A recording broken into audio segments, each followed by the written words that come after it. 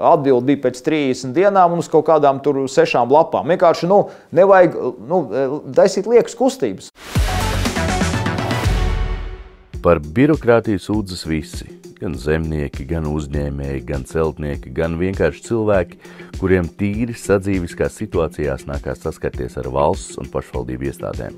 Liekas, ka birokrātija jau ir pārņēmusi visas mūsu dzīves jomas un nekur no tās nav glābiņa. Politiķi gan reizēm runā par birokrātijas mazināšanu, taču praktiskus risinājumus pagaidām neredz. Lielais jautājums – kā cīnīties pret birokrātiju? Kā domā tu? Raksta komentārā. Visās attiecīgi pasaules valstīs ir šī birokrātija un kaut kādā saprātīgā līmenī tāpat ir vajadzīga. Skaidrs, ka kādam ir valsts jāpārvalda. Tas jautājums, cik šī birokrātija ir liela vai sarežģīta. Un, tā pirmā lieta ir apzināties, kad mums viņas ir pa daudz, jo redz, kā ir mazām valstīm, mazo valstu tāda priekšrocība ir tā, kad mēs varam būt veiklāki, bet šobrīd ir tā sajūta, ka mēs funkcionējam līdzīgi kā tādas lielas un smagnējas valstis.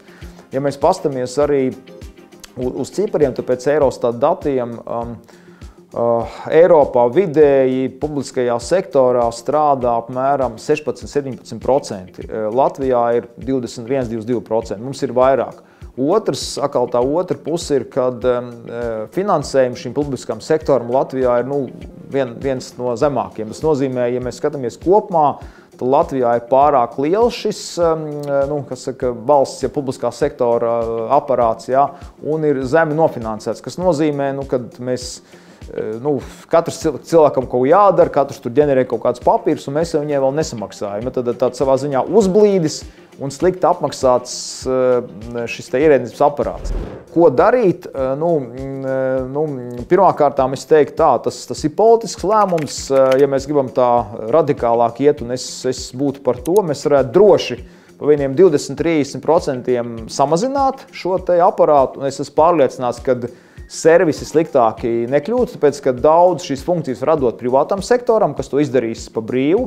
Otrām kārtām, katrā nozarē varētu pajautāt, vai tā ir būvniecība, vai kaut kāda tirzniecība, vai vēl kaut kas, pajautāt industrijām, kā tieši vajadzētu būt šai te publiskā sektora apkalpošanai, un uzticēties šiem sektoriem, jo savu laiku vēl Lodzi ir teicis filozofs, jo vairāk zemē aizliegumu, jo dziļāk tauta nabadzībā grimst. Vienkārši ir jāuzticās industrijām.